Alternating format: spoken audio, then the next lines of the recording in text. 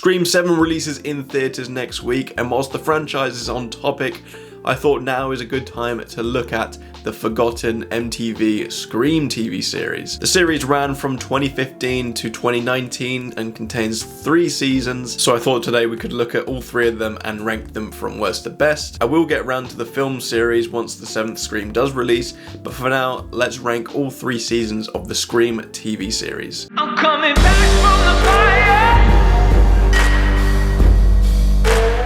Easily in at last place is the final season, which feels unfair to call it a season 3 as it has nothing to do with the first 2 seasons. Due to real life controversies around the time, MTV decided to steer away from the first 2 seasons and just completely start again with a clean slate. So this one is often referred to as Scream Resurrection as opposed to season 3, as there are no returning characters and no continuing plot lines, completely fresh. Yet, that's for the worse in this case. Now, while I probably won't praise the characters and storylines of the first 2 seasons too much, season 3, there is a massive drop off. There is no real likability about any of the characters. All of them are extremely stereotypical and barely offer anything. They do just feel like characters who are there to be killed and to serve a purpose within a stereotype. Now, I know that goes for most films and series with these characters, but in this case, it is clear there's no real development for them past what they are used for. Whilst the characters have no depth and the script is laughable in many areas, the performances don't do them any justice, with some really underwhelming ones. The 2 exceptions I had throughout the whole season were for Keke Palmer and Tony Todd, who outside of this series have big careers.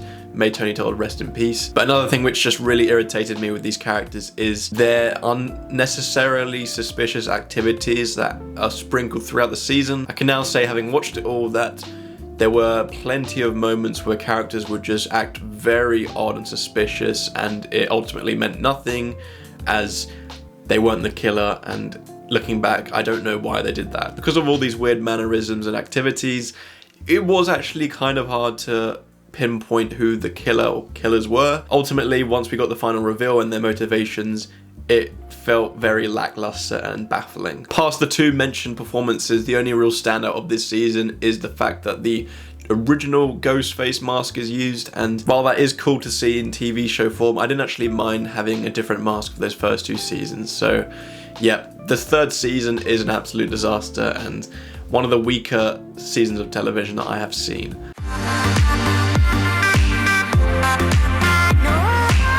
Now, season 3 and at last place was the easy decision. Yeah, it was the next 2 which weren't so easy. I opted for season 2 in at 2nd place, which fans tend to be quite split on. I noticed when I was looking into the general perception of these seasons. And season 2 is essentially more of the same of what came in season 1, which ultimately, by this decision, I liked a little bit less. Whilst there is plenty of sloppy and generic writing, it is quite a lot of fun to watch in this environment. Scream does lend itself quite well to a TV show format, especially one with like a teenage drama focus, which this obviously does. So I think the story did enough in that regard to find some enjoyment out of it. I'll touch a bit more on specific areas in season 1, but I did find that this season tends to kind of recycle plot lines or character moments again and again, so it became quite repetitive towards the end of this season. I did enjoy this season. I know my score doesn't give it too much justice, but it's kind of like a guilty pleasure show, I would say. It's a very easy watch, very entry level for teen horror. I think it actually does a solid job of containing the mystery, yet like season 3, whilst not as bad, I was a bit disappointed with the final reveal, because this season had a central conflict amongst the core characters. You know, the friends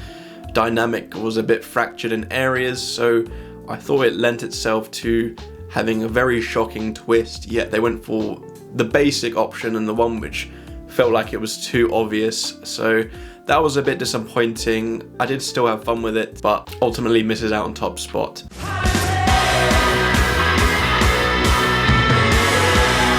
But narrowly, after a bit of dilly-dallying, I did opt for season 1 in at first place. It's hardly connected to the Scream franchise at all. You know, it has the same name, but Everything else is different. It's a different mask, different killer. The only real comparison you can draw is the environment and how there are similar tropes applied here, and that lends itself to be quite a comfort series, as it is fairly generic and there are plenty of qualities that you've seen in other shows, other films. It's just very generic in plenty of areas, yet there is a charm about it, and the fact that it handles this mystery quite well makes it quite intriguing and easily bingeable. Where that writing is generic, we do have some stereotype characters who I think enough is done to make you enjoy watching them on screen. The kills are very tame. It is obvious that this is directed more at a teenage audience rather than die-hard horror fans. So yeah, while there is a lot of sloppy writing and cliches,